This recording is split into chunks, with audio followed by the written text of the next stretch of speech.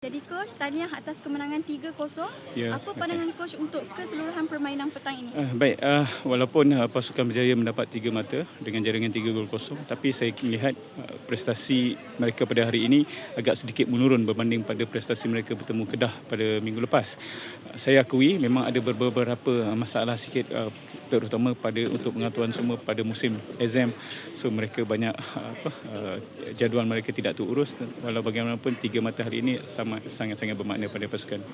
Okay, jadi pada separuh masa pertama tadi kita dapat tengok ada beberapa situasi di bahagian defender yang memberi ruang kepada Perlis GSA. Jadi apa komen coach? Baik, macam saya katakan tadi, kita cuba bermain, cuba mendominasi keseluruhan perlawanan, tapi masih ada lagi kesilapan-kesilapan kecil yang sepatutnya boleh dielakkan kerana ia memberi satu peluang kepada pasukan lawan, tetapi alhamdulillah mereka tidak menjaringkan gol. Dan apa yang saya boleh katakan, itulah kesilapan-kesilapan kecil yang mereka perlu elakkan dalam situasi sekarang. Mereka kena belajar bermain dengan lebih konsisten dari setiap perlawanan.